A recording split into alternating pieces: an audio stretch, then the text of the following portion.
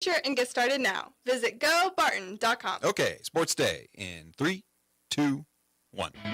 She's a great player, playing at a high level right now. She just sees the ball well, doing good things for our team overall, and she's just a kid that I think truly understands trying to do what people are giving her. Getting out in transition, getting those steals, and then once I get that, I just know I'm going to go up and try and dunk it. I'm always trying to get to the rim, but if I can't, we've got guys that can run, and we're getting quick outlet passes, letting me push it up the floor, and if they want to focus on me, that's fine. We got probably 7, 8, 9 guys that are going to make the shot. This is kind of a revenge trip for us back to Hayes. TMP, last year they got us at the very end. The year before, they hit us with the buzzer beater down there in the corner. And then I think we all know how the way the Hayes game ended last year. I've always told the girls that defense really does drive offense, and I know that's a hard concept, but we got the stops on defense. We created the turnovers, and it's always exciting to see spread the scoring out. Anybody can step up on any given night. We've been searching for it offensively and definitely found it tonight. We found a hot hand in Mason Martin hitting 7 threes for 29 points. You have to stay in your lane. You have to stay disciplined. With any quarterback that runs, the more special, one of the faster guys on the field when it's all said and done. And he's shifting. He throws it well. He throws it on the move well. He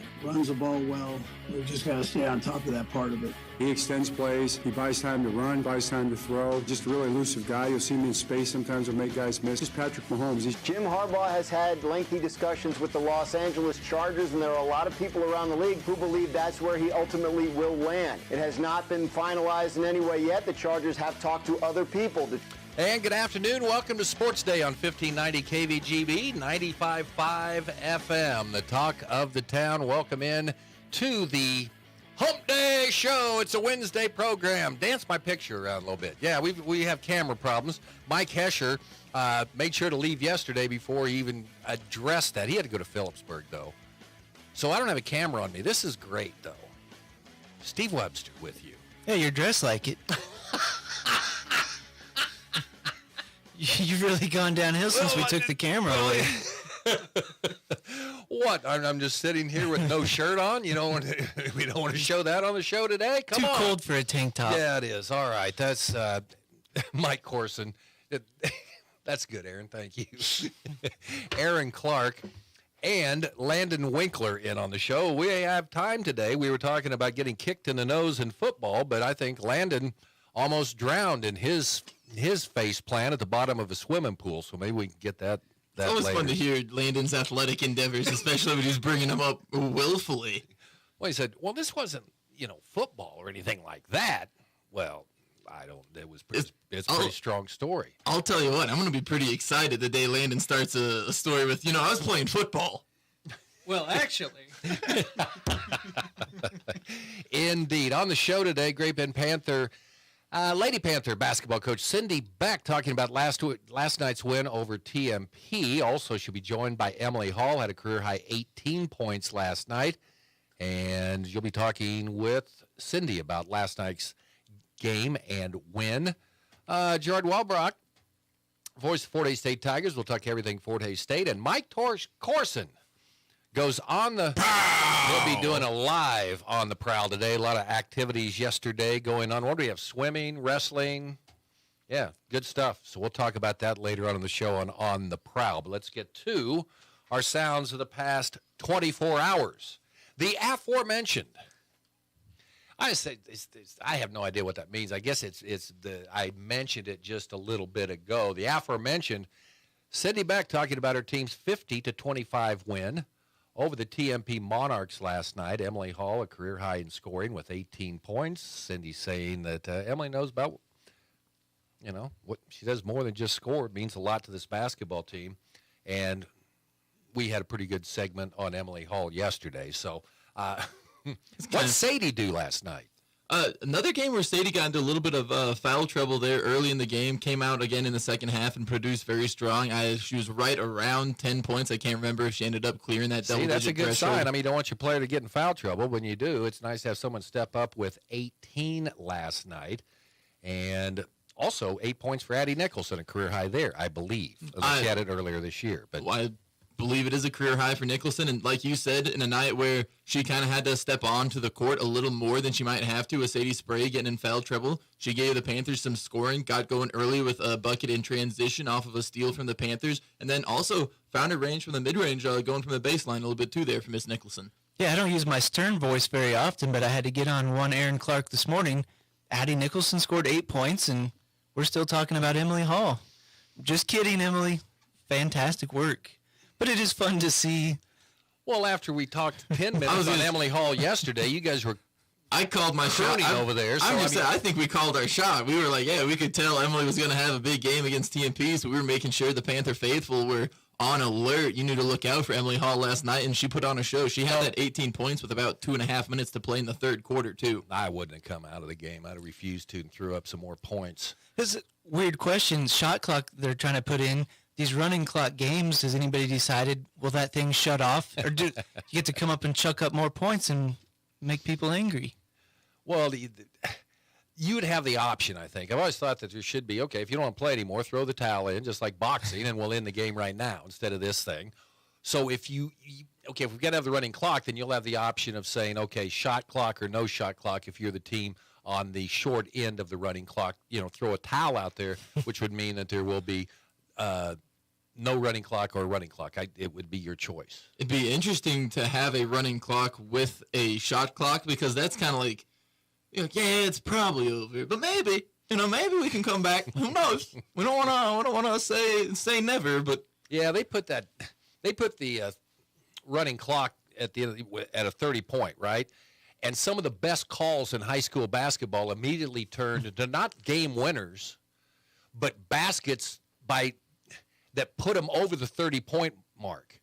That announcers knew that, hey, I'm going to get to go home early tonight. And a shotgun! The Panthers are up by 31. Yeah! On the flip side, when you have the close games and you're still fouling, it's a 9-point game with 4 seconds left. Oh, throw in the old 9-point shot. Foul them. Okay. Ian Premer. This is kind of what I would say after a stuff ball game that we had at my house on 281 just across those plains in Pratt when we go at a good stuff ball game, and I'd get interviewed after the match. Getting out in transition, getting those steals, and then once I get that, I just know I'm going to go up and try and dunk it. Yeah, every time, man. That was on an 8-foot goal.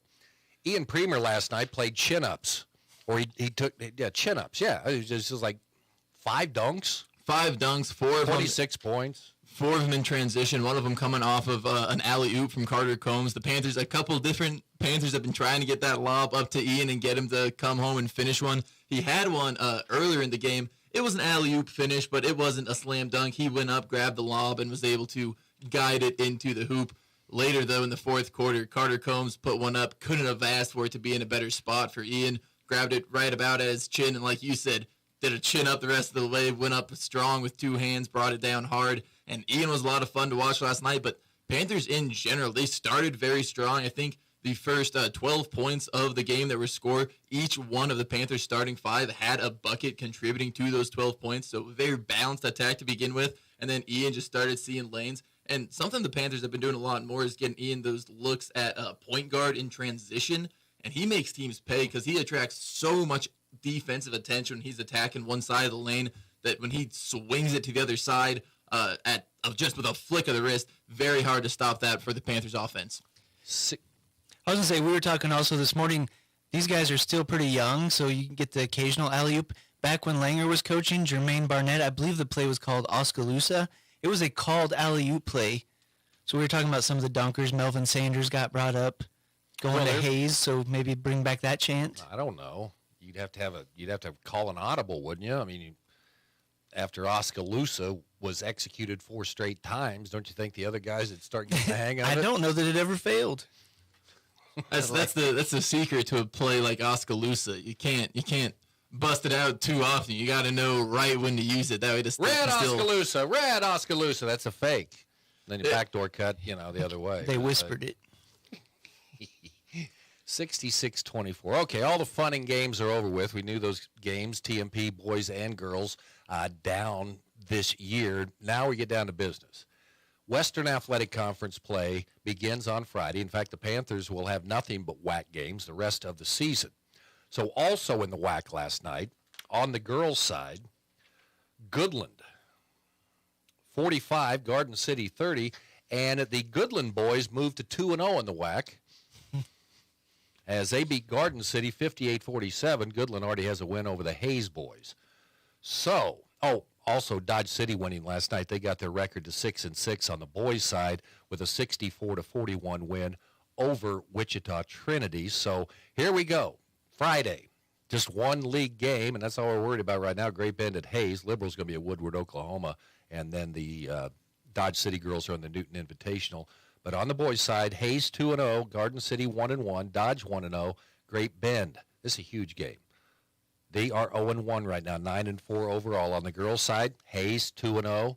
They already have a win over Liberal, and Great Bend is 1-0. Lady Panthers ranked 9th in the state. That sounds so good, rolling off your tongue. And they go at it in Hayes, and here we go. Yeah, if you look back, Great Bend, I think 7 wins each of the last 3 seasons, kind of tells you not real relevant in the WAC. And before that, I think Hayes was down. This is going to be the biggest, probably girls' game on that side for 5, 6, 7 years. Both teams are rolling, and it's the start of the conference play for Great Bend. Every game is going to matter when you get down to coming away with a WAC title. Excited to see if Great Bend can't continue their strong trip to Hayes that they got started last night. That's the last game of my career. The last second shot in the corner at the sub-state game on the boys last year. Yeah. But it was kind of good because you didn't know that at the time, so I kind of wondered as I was in the back seat, but I was like, God, he's not talking about it. Then come to find out, you thought you were going this year. So imagine how sad it would have been had you known. It's like, no, I kind of knew. Like when your dog's sick. I wanted to see what the tall Padawan was going to do. And besides, I like going on cruises too much during the basketball season, so I like this time off. I'm going to be in California next week while you guys hold down the fort here. Okay, Hoisington at Phillipsburg last night, and if we haven't seen Hesher, he didn't come in today. I don't know where he's at. If somewhere between Phillipsburg and Hoisington right now, I mean, you could be out on the highway, and if you see this guy, kind of a grumpy look, yelling at cars and stuff when they go by, let us know so we can go pick Hesh up. I don't know where he's at. And if he's walking, it's kind of a mope. You'll know him. Well, it depends because he hasn't had to deal with any of us for a little while, so maybe he's got a little more pep in his step than he usually does. Well, pick him up. We can't do without him around here. I was going to say, talk about teams being down, no tearing sides for Phillipsburg, so big difference in that one. And he's walking down the side of the road. He might be throwing up a thumb. He's Hesh hiking around trying to catch a ride. Well, maybe Gene Manuel just let him out. Say, hey, would you go around and check the trunk? I think the trunk's unlatched, and Hesh gets out, and Gene, because Gene's still spry. He could pop from that passenger seat to drivers. He's still a shifty guy. Trina Looters, her Lady Cardinals rolled. They win 41-25 over Phillipsburg. They're now 9-3 on the season. Big girl game coming up against Heston in their next action. Yeah. Yeah, I've seen Heston twice. Obvious CKL favorites, but I'm going to go, I think they're ranked number 3 in 3A. They dropped to 4 this week. I don't know. Would they win by 20? Well, I don't know. They dropped from 2 to 4. That's the way the wrestling rankings work. I don't know how that. That's what I was going to say. Apparently, there's not a whole lot of knowing how those rankings go up and down after wins or losses on basketball or wrestling. Okay, Hoisington boys, Kyle Haxton talking about Mason Martin. He has 7 3-pointers. That's pretty strong. No kidding. Talk about Marty ball. We saw it at the Hoisington football season a couple of times, and now 3-pointer hit from the quarter because that was Mason Martin too, wasn't it? Yeah. Okay, so he hits that and then comes off for 7 3-pointers last night in a 29-point game. It's pretty crazy output for Martin and the Hoisington Cardinals. Yeah, Cardinals are off Friday. They'll play Heston next Tuesday, 67-50. The Cardinals get to 7-5 on the season. Other results: Larned on the road last night, as Buddy Tabler and Gary Wagner ate not once but twice on the way through Great Bend, on the way to the game and on the way back to the game, or back to Larned last night. Boys lost as Lady Indians winning 56-33, and the boys lost. Insert score. 66-65. I was gonna say it was close. No, you said insert, so I thought you were being literal. Okay. I had that penciled in on my sheet. I forgot to tell you about that one. My bad. But the Indian boys come up short last night. Some other scores that we were able to access: Ellenwood boys over Ness City, 44-29. Ellsworth rolling 61-31. Landon Winkler contributing to the show. Landon, you pulling it up on GreatBendPost.com. The final score: the Larned boys last night. Right. The final score was the Lions boys 55, Larned 43. What's Lions' mascot? I would hope it's a lion. The Lions. He knows stuff. He's heard pretty you sharp whisper guy. over the radio for Guy. Okay, Lacrosse over St. John boys 51-31. Stafford down Fairfield 54-40, and Victoria over Ellis last night 59-28. Girls action: Ellis 56, Victoria 41. Ellsworth beats Plainville 57-23. It was Ness City over Ellenwood 48-33, and St. John beat Lacrosse 56-16. Barton on the road tonight. Cole Reif already navigating his way down toward Independence, where the Cougar men, ranked third in the country, will be taking on a struggling Indy team who's 0-12 in the conference. The Lady Cougars, they're taking on a team who's won 3 out of 4 in Independence, and Lady Cougars are 13-5. Don't want to stub your toe tonight. 5:15 pregame on B104.3 The Point. All right, Andy Reid talking about Lamar Jackson. My only goal for Sunday: rush the same way you did Josh Allen, take away the pass, and make him pass. Make Lamar Jackson pass the ball. That's when he's going to make mistakes, is when he throws the football. Historically, it's been kind of what teams are trying to do this year, and I think it's one of the reasons that Baltimore's been rolling so effectively, because Lamar Jackson has been making a lot fewer mistakes than he has in years past. I know, years past. Years past. I just want coming in against a very talented Chiefs defense, they're going to have to try to rely on I would rather him beat the Chiefs through the air 100 and try to do it with his legs. Because it's just so frustrating and maybe even more so from a fan standpoint than an actual player, but it's so frustrating to watch a quarterback beat a team with their legs, because it obviously, especially when it's not necessarily on designed runs, when they are just extending plays, it's so frustrating to watch him. Oh, we've got him. He can't throw it. And he just ran for 12 yards. Okay, so the goal is, they've got to get to Lamar Jackson. No, they need to get by Lamar Jackson. Get around Lamar Jackson. Okay, what gap are you going to? Okay, there's a way you can run all the way around the outside and come up And it's exactly like I think they can do it. Like what Andy Reid is saying, they have to stay in their lanes. No one guy can get too worked up and think, oh, I've got half a step on this left tackle. I'm going to be able to get by him and get a sack on Lamar Jackson. You got to think a lot more. All right, I've got to step on this left tackle. Let's see what Lamar Jackson's doing. If he's starting to rotate out or roll out my way, I'm going to disengage and go try to contain him that way. But you can't just focus on trying to get where Lamar Jackson is, because he can do so much damage from where he's going to be. Another thing that allows you to do, and the Chiefs are the best in the NFL at doing this, and we saw that in the second half.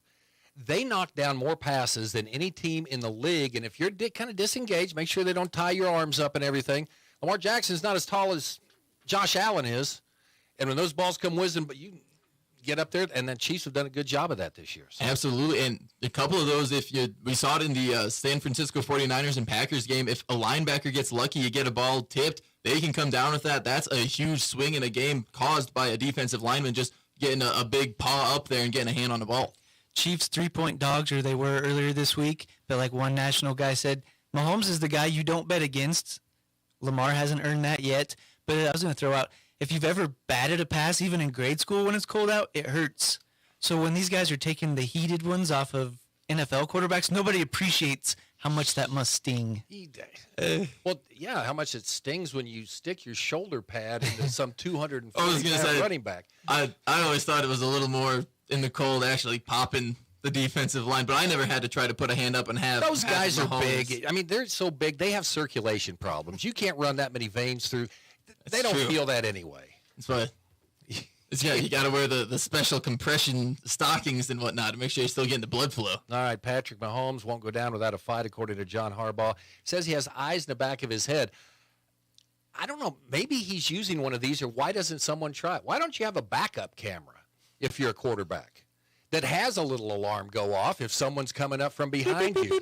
Well, like just like the red line when you're backing up in your car, you know, how if anything steps inside that red line on your backup camera, like you hear that, and so you know, all right, run forward or at least protect yourself. You know, all right, someone's right behind me. It's about to be a bad time to be a quarterback. All right, according to ESPN's Dan Graziano, Jim Harbaugh may be preparing to take the reins of an AFC opponent, the Los Angeles Chargers. We'll just wait and see. We need to get rolling here. I'm going to talk some Great Bend Lady Panther basketball. Cindy Beck, Emily Hall up next, and Mike Corson is going to be back for a special Mike Corson edition of On the... Yeah, it's all coming up. Jared Welbrock also to come here on Sports Day on KVGB. Attention high school juniors. Explore your career paths at Barton Community College's Junior Day on February 14th. This fun and free day features an on-campus tour, giveaways, yard games, pizza, and did we mention $3,000 and scholarships will be up for grabs. Learn about a variety of career paths, some of which can get you into the workforce and making money in just one semester. Sign up online now through February 1st at juniorday.bartoncc.edu. Get the power you need for your farm equipment. The power of peace of mind that dependable Cenex lubricants deliver. With decades of proven off-road performance backed by the industry-leading Cenex Total Protection Plan warranty. Cenex heavy-duty diesel engine oils, hydraulic fluids, gear lubricants, and greases are formulated to provide superior protection for load-bearing equipment. The power you need to keep your business running like a well-oiled machine. Contact American Plains Co-op Fuel Department in Great Bend, your certified Cenex distributor today.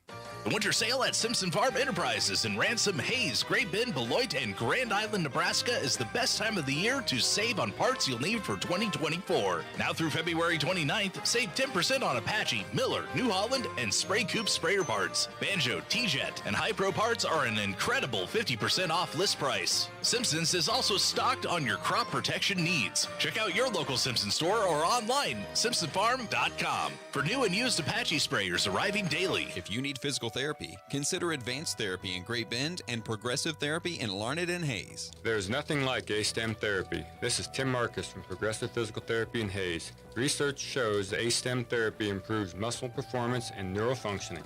It's highly effective for those dealing with tennis elbow, carpal tunnel, sports injuries, and general aches and pains. You don't need to hurt. Physical therapy can help. Call Advanced or Progressive Therapy and Sports Medicine to explore your treatment options and get your life back.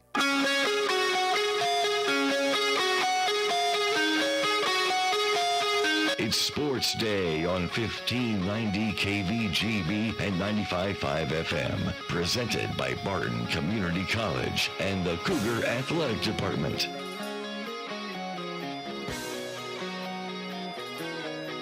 And welcome back into 1590 KVGB and 95.5 FM for Sports Day. It's Aaron Clark sitting down with head coach of the Great Bend Lady Panthers, Cindy Beck, and Panther forward, Panther post, Panther all over the place, senior Emily Hall. You guys coming off of a 50-25 win over the TMP Monarchs last night. Emily, we're going to start with you today, scoring a career-high 18 points through 3 quarters of play. You were getting it done all over last night. Just tell me some of your first thoughts coming off of that career-high game. Well, we knew walking in Monday, our pregame practice, that based off of film, they weren't coming out. So that post shot off the free throw line was going to be open. So that's really what I started to look for, and it ended up working out last night. Something that Coach Beck brought up last night is just how coachable you are down there. She said you were getting looks from the high post, and she noticed you might be able to work your way down onto the low block with an up and under. You did just that. How much are you able to implement those in-game coaching adjustments from Coach Beck?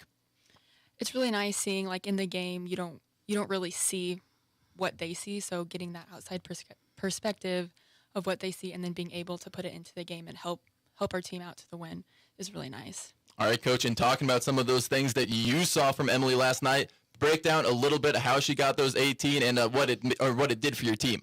Oh, I think it was a huge jump start for us, just in the energy that all the girls brought from the start. But, when you have Emily shooting both confidence, she knocks down a shot, it just takes a little bit of pressure off of everyone. You get a couple to fall, and everyone just relaxes a little bit. So I think the strong start was huge. And just like you said, just being coachable through every part of the game. And she's a kid who's just out there trying to do whatever she can to get the team win. She's not one focused on how many points it is or how many it's not type of a deal. I think you and I even mentioned last night in that third quarter, there was one possession on the offensive end.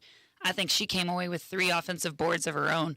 And so that's a good thing when you, as a coach, are talking about, hey, we got to crash the boards, we got to do this, and then you see kids put it into play. You just know that they're listening to what you're saying and playing hard. And I'm sure as we talk more about that game last night, we'll talk a little bit more about what Emily was doing. But give me a little bit of what you saw from the game as a whole. A 50-25 win on the road. That's got to feel good to start a 2-day trip to Hayes. Yeah, TMP's kind of always had our number the last couple of years. And so, they're a good program with a lot of tradition. Coming on Monday, I honestly wasn't feeling super confident in practice on Monday. We were a little sluggish, kind of could see a little bit of that tiredness still in us from the weekend. But, we talked in the locker room before, and I said, guys, we got to lock it in. We got a job to do.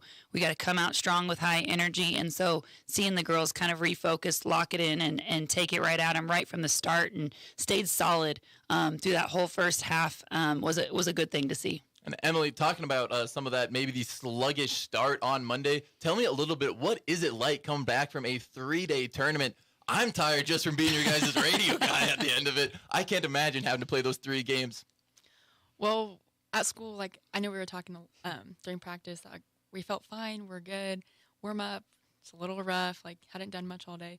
And that first drill, I was like, wow, I'm just tired. And I don't know, why. Just your body's not moving right. You're just overall just, exhausted. And I think the mental aspect of it, too. I'm not running up and down the court, but my brain was just, trying to go from step to step and team to team, that it was still trying to recover on Monday. No, absolutely. And Emily, I don't know about you, but I feel like the mental side always got a little more taxing the older I got, just because I think a little bit more about what you're supposed to be doing. There's just more to think about. How do you combat that? And still, a lot of times that mental side can slow people down, but you're still playing at an extremely high level here.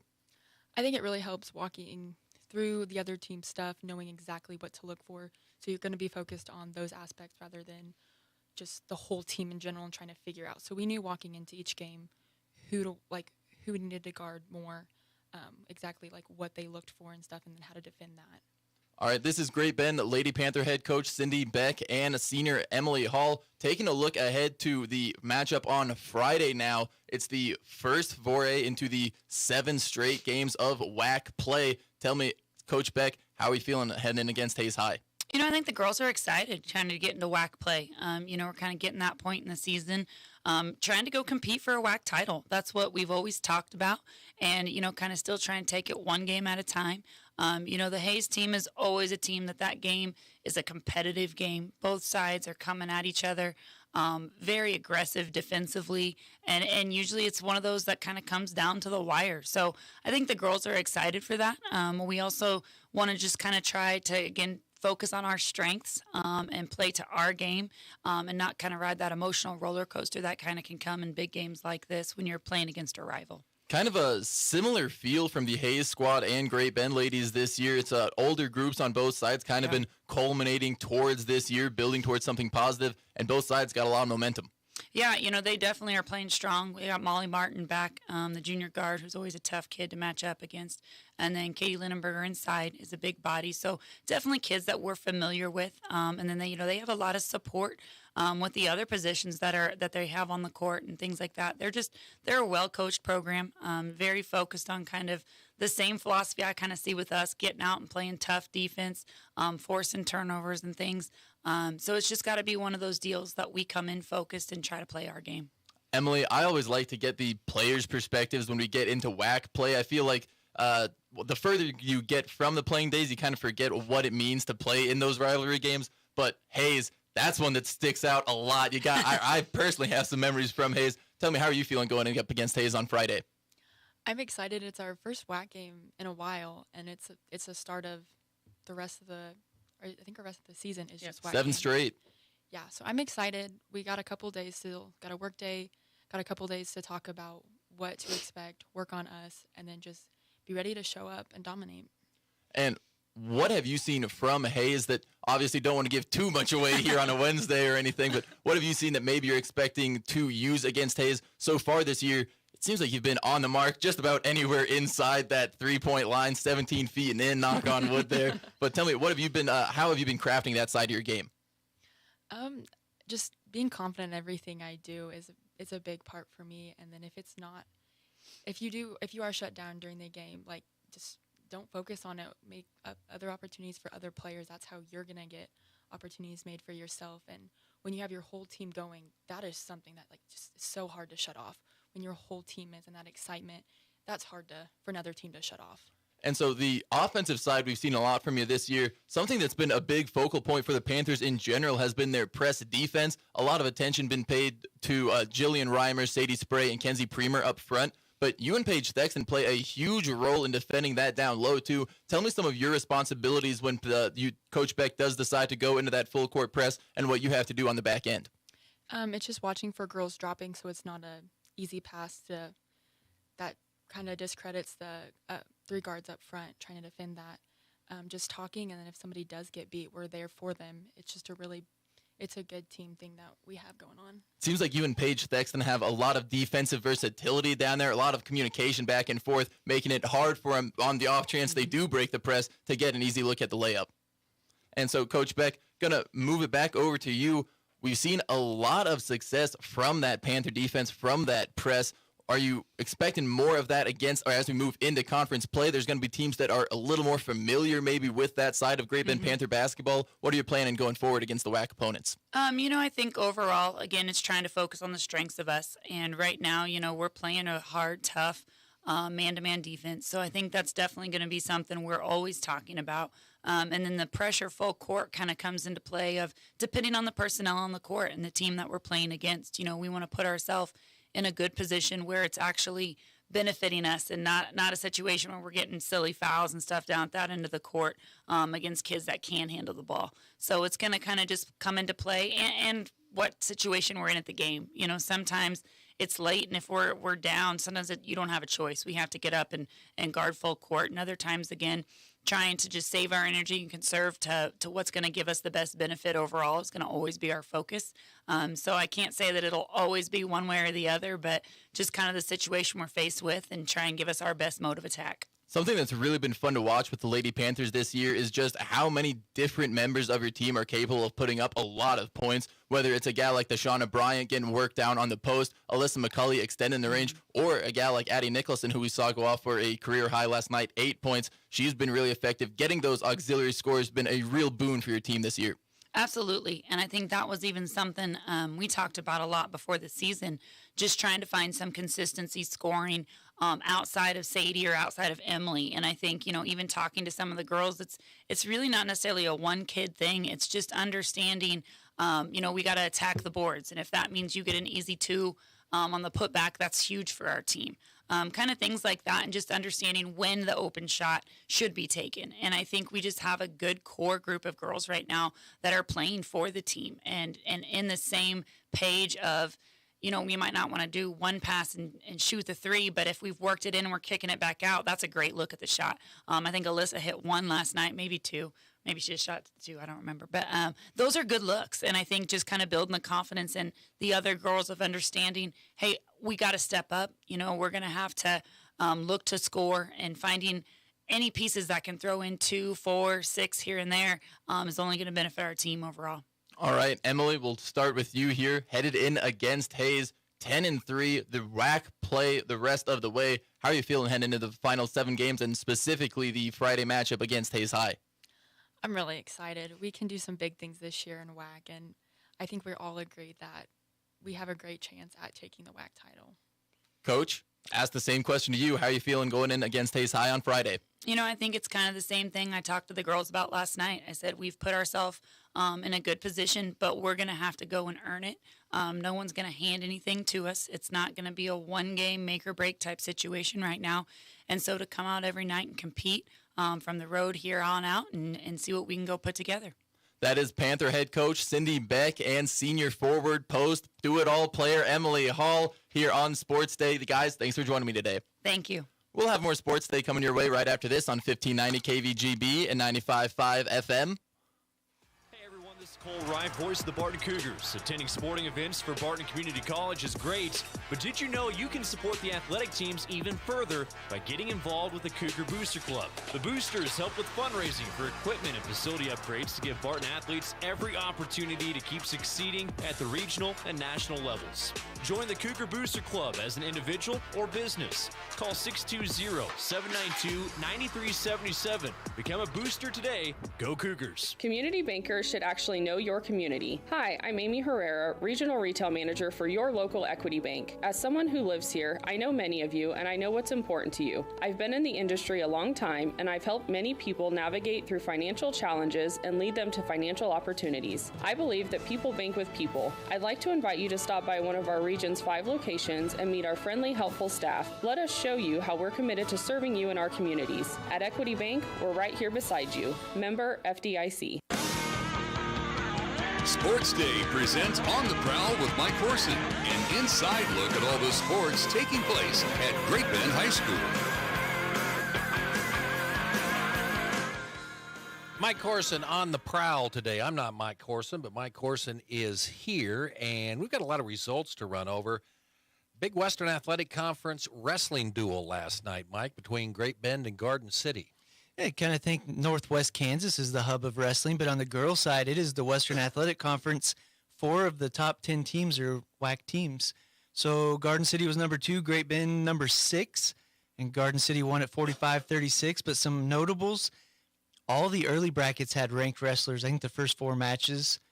So Camden Post ranked number 6. She pins her girl. Trinity Allmiller's a freshman. She got pinned by the number 2 girl. Our usuals, Kaylee McMullins, sophomore, ranked number 3. She pinned her opponent. Daisy Gomez, ranked number 2, pins her opponent in just 45 seconds. Kira Stevens, I think she was in the rankings. Once again, they kicked her out because that's what seems to be the trend. But she also pinned her girl. Boys' side, crazy finish. I don't know what order they went in. Started, yeah. But the 3 heavyweight divisions had 6 ranked wrestlers. And if you've ever seen, let me see his name here, Sebastian Lopez from Garden City. He was I think a 2-time All-American. So you get Brody Schnoblin, who finally makes it into the rankings at number 6, and he gets number 2 Sebastian Lopez, which is scary that there's a guy better in Kansas than Sebastian Lopez. But Trenton Kern, he's at number 3. He got a pin over the 5th-ranked kid from 6A, or a 15-8 decision, actually. Matthew Johnson, ranked number 4, coming off an injury, but I don't think it's impacting him. So he gets the number 3 kid in 6A and loses an 8-2 decision. And then the usuals once again, Cooper Lyles, we've heard about all year, number 3 at 150. He gets a pin in 46 seconds. Jay Sharts usually goes the distance a lot. So he's ranked number 3 at 157, 29-second pin. And then the Garden City, when they started, if they started in the lightweights, a couple top-ranked kids beat Great Bend kids, including number 5 Tristan Tomlinson at 120 in a tech fall. Number 4 Caden Hoffman for Great Bend pinned his opponent. Hayden Kelly got a win. Aiden Davidson got wins. So it ended up being 37-33. That 6-point pin, that's a 12-point swing with Brody. But I mean, I saw that match last year at Great Bend, and Sebastian Lopez is tough. But yeah, the decisions, even those are 6-point swings. So in a 3-point duel, massive, or 4-point duel, massive finish there for that one. Would have been fun to watch. Are those the new rankings? I kept checking this morning. I don't know if I got a bad link or what, but they weren't updated for. They're supposed to be up yesterday. Yeah, it would have been the 16th, so it would have been the 23rd. Yeah. I'd keep looking. So I'm waiting to post them on GreatBendPost.com, so you know, always check wrestling rankings out there. You were at the Central Kansas League meet yesterday, and I kind of was surprised. I thought, well, you know, I forget what time of the month it is a lot of times, but you know, I just thought, okay, that's usually early February, but they already had their. And it was actually scheduled a week earlier, but it got snowed out, so they had it yesterday in Nickerson. Pratt, they switched to the 4 through 1A format 3 years ago, so Pratt's a top 5 finisher all 3 of those years, state champs in 2022. Hoisington beat them in the league last year, but last night Pratt's back to number 1 in that classification. Kind of cruised to the win with 172 points, and Hoisington's ranked number 10, got second with 127. And Smoky Valley's got a nice team. They were third with 124. So 6 of the 14 brackets went the way of Pratt, and all those girls look the same. They're all pretty stacked up. pretty nice looking team, but Hoisington got 4 of the other 14 brackets. So junior Paige Schwartz, she won 3 decisions, so she won at 115. Lyrica Orozco, she's ranked number 5 at 145. She had 3 pretty quick pins to win her bracket. Freshman going, Nevaeh Graves, won at 170. And then sophomore Haley Helindes, ranked number 5 at 235. Fell behind early with an escape point that the girl had to fight to get out of her grasp. But then Haley, I think she got the pin late in that second period or third period. So one of the ones, and it's not real relevant to here, but just always fun to see freshmen because you don't know what they're capable of. You can't go back and look at the records. Deja Jones was in the finals basically at, I think it was 120. It was a loaded bracket. Supposed to be Hoisington. Hoisington, okay. I think there were supposed to be 4 ranked girls in there, but Lions moved one of their girls up. So you had, I think it was 2, 3, 4 with the girl from Pratt in there. Deja pinned the girl from Pratt, or beat her anyway. And then the freshman, man, she's mean. She had Deja up on her back in a pretty ugly position, gets the pin. She's undefeated on the season. So kind of fun to watch the future when you got a freshman in the league like that.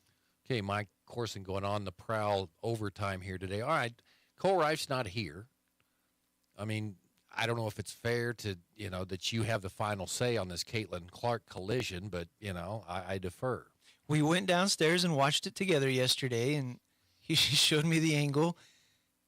His contention is that from that angle, she flops. Her arms go up, she flails. I would say it was solid collision, and as her words say, got absolutely hammered. And then, but she did see it out of the corner of her eye at the last minute, and because she's an athlete, she made what we would now refer to the NFL as an athletic football move, which would be the spin. And she's so athletic, the centrifugal force of those arms coming up, she just couldn't help it. Okay, my question to you then, did Cole buy that? No, so I forgot what clip you had played, and I found the press conference. You had that from yesterday where she used the words like absolutely hammered. And Cole, you calling Caitlin a liar? And he says, that's strong language. Okay, well, if Cole gets back from Independence by tomorrow, by Sports Day, we'll bring him back up here. So, all right, Mike Corson on the prowl deluxe today. Yeah, we didn't talk about the swimmers, but man, it's so rare. You come back from the new year, and I think they were supposed to go to Derby on January 16th, another snow day. So they didn't have action until Monday. That was at Barton. And then they went to Buhler yesterday. You can find all those results at greatbendpost.com. Nathan Brockman always brought up great ideas. The outdoor wrestling in the summer at Memorial Stadium. Why not just have an event down at Vets? A swim? Yeah. Bring in the best teams right before regionals, and oh, my kids are sick today. Probably maybe use Stone Lake, maybe, but that'd be some long races. I tell you, our state champion Lady Panther bowlers also have limited action. They were supposed to go Monday at the Walnut Bowl. I don't know why that one got pushed back, but probably weather. So they're going to host Liberal this afternoon, and they'll see Hayes next Monday. Okay, so hopefully I have some updates on those. Yes. The Panther Prowl. So, okay. Mike Corson. Thanks, Mike. Let's see. It is Gerard Wabrock. The Washburn Ichabods coming to Hayes tomorrow night. Big matchups in the MIAA. We'll talk to Gurr about it right after this. From the Mayo Money Management Studios, 1590 KVGB Great Bend and 95.5 FM K238CK Hoisington. We get it. Life is busy. It's a constant rush from work to home to sports practice and still trying to have quality time with your family. The latest technology from Nextech Wireless can help keep you connected and organized. Right now, when you get a new phone, you can get an Apple Watch or tablet on us. Stop by a store near you and visit with one of our wireless experts today. Nextech Wireless. Home on the range. When it comes to car maintenance, it's good to know a local guy that can get things done. The Eller family has been in the auto repair business in Great Bend forever. Greg Eller continues that long tradition of helping people. Eller Automotive Repair specializes in wheel alignments, oil changes, and general maintenance for all makes and models of cars and small trucks. Open 8 to 5 Monday through Thursday, 8 to 4 Fridays. Eller Automotive Repair at 915 Morton, right behind Great Bend Appliance, Furniture, and Sleep Source, 10th and Morton. Central and Western Kansas residents, are you looking for a new vehicle? Marmy Auto Group can make it happen. Marmy Auto Group includes Ford, Chrysler, Dodge, Jeep and Ram, Chevrolet, and GMC. Marmy Auto Group, your Central and Western Kansas dealer, has new and pre-owned vehicles, or we can special order your vehicle today. If your existing vehicle needs serviced, Marmy's award-winning service department can help. Come to Marmy Auto Group on 10th or marmys.net. Marmys, make it happen.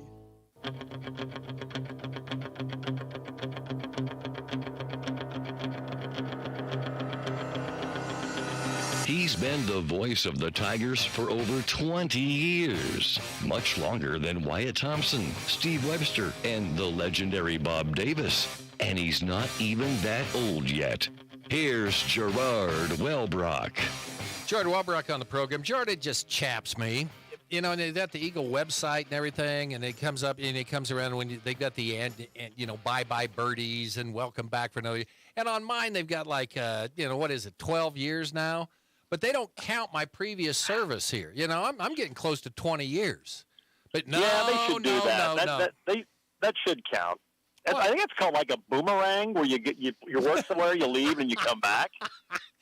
A lot of places will honor your previous time. That's unfair. Well, I didn't see what I can do. I have no pull, but I'll put a word in for Well, they didn't give me the ESOP money, so that was... No, I guess good point. Yeah, that's what matters.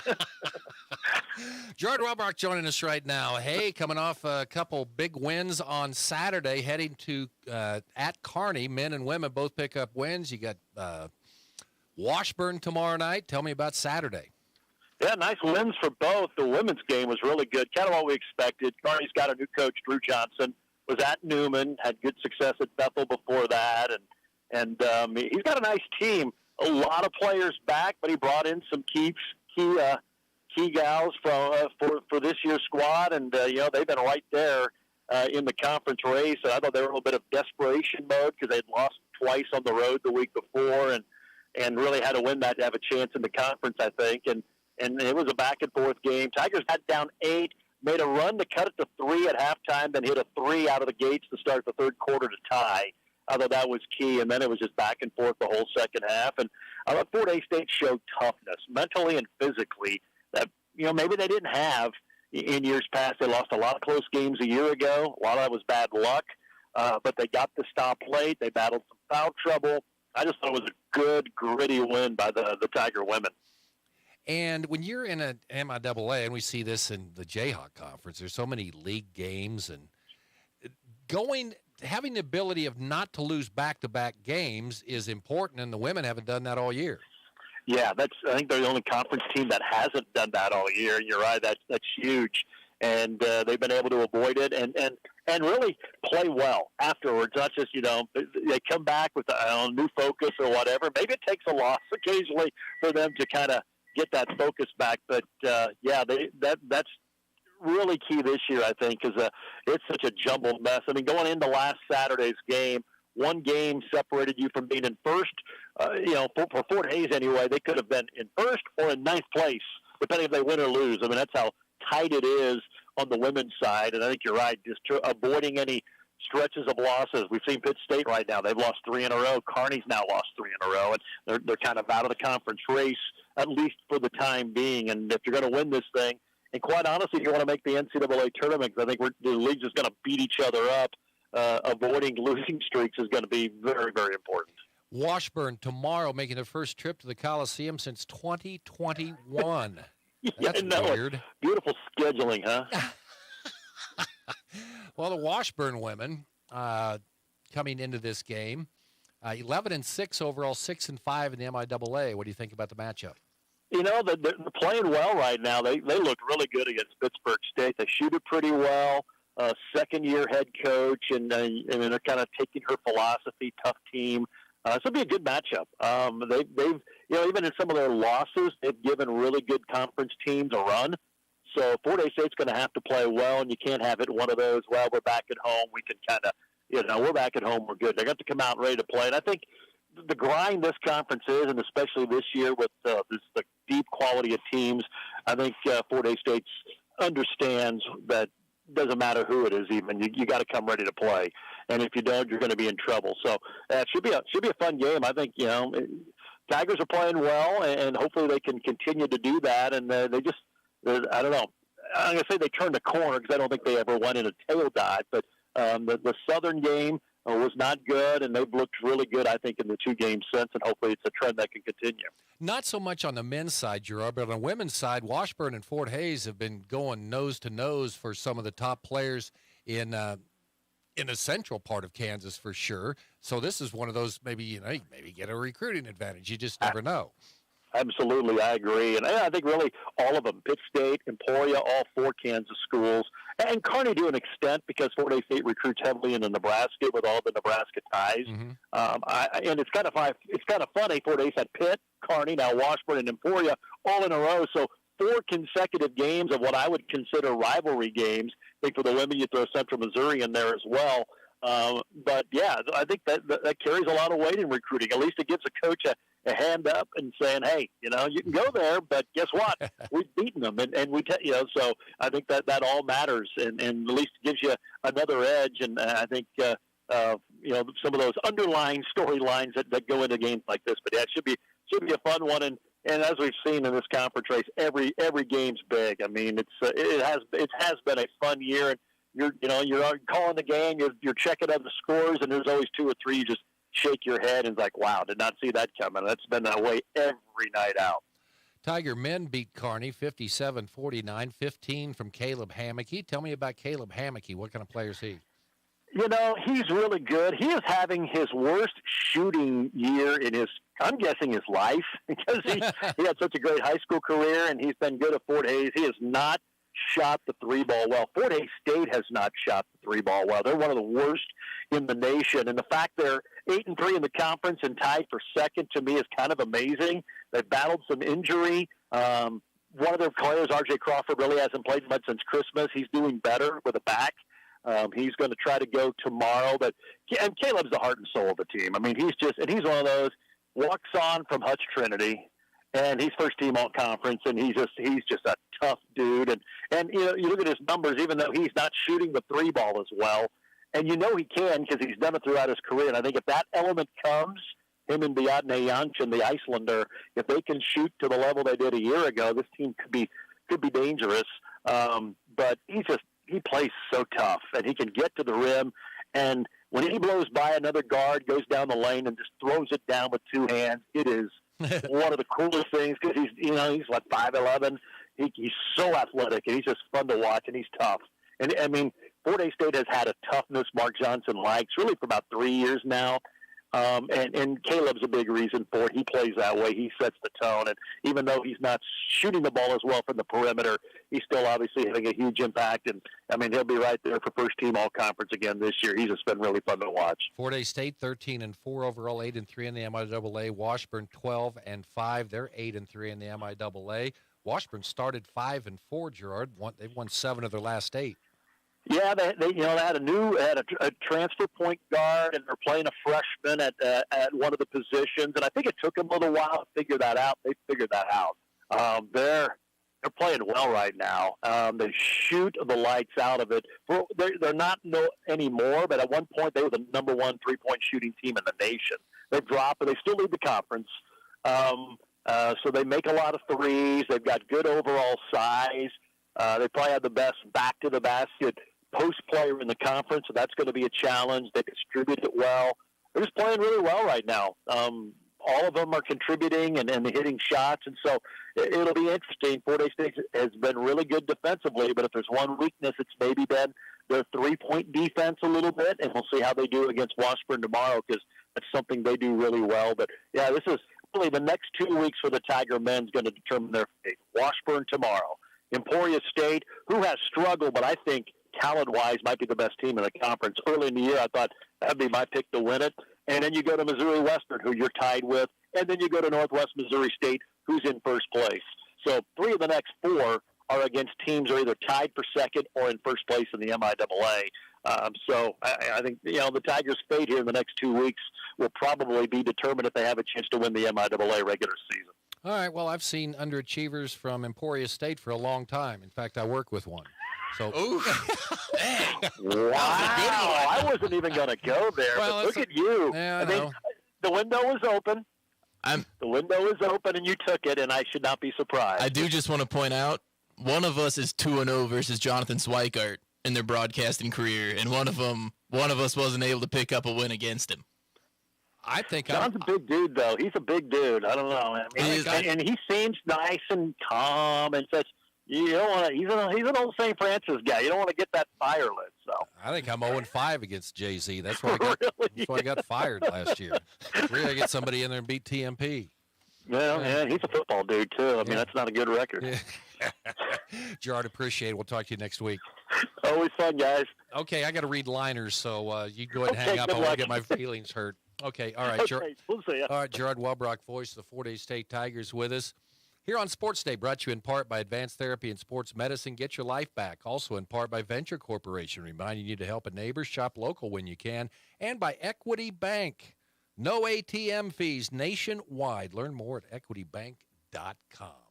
Back to wrap up the Wednesday show after this. Venture Corporation is a homegrown company with almost 50 years of experience in asphalt, paving, and construction, and they need equipment operators, mechanics, and CDL drivers. Venture offers many benefits, including 401k and Blue Cross Blue Shield health insurance. Call Leslie for all the details. Work for a family-owned and family-oriented company that is here today and will be here in the future. Venture Corporation, South Highway 281, Great Bend, is an equal opportunity employer.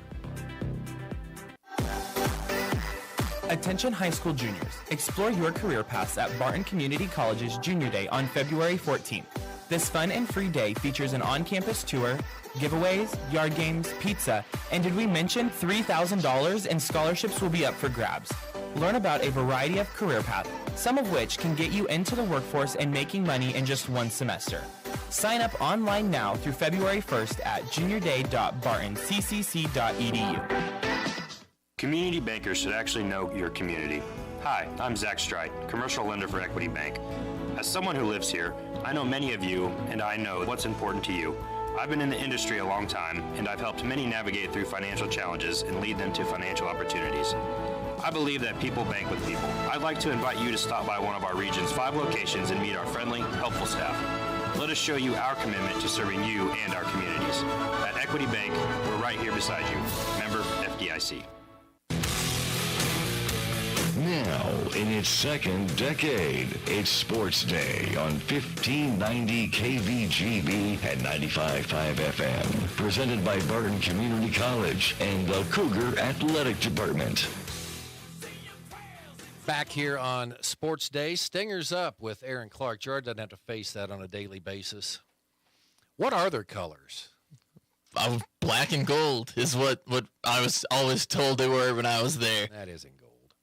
Just telling you. Hey, Adrian Beltre, Todd Helton, Joe Mauer have been elected to baseball's Hall of Fame, while Billy Wagner and Gary Sheffield fell short. Beltre picked on 366 of 385 ballots in his first appearance. And let's see, Helton made his 6th appearance. He got 307 votes, 18 more than needed. And Joe Mauer, elected on his first try, getting 76%. The 3 players will be inducted at Cooperstown on July 21st, along with manager Jim Leland. My friend, you've got a couple days off here. Enjoy.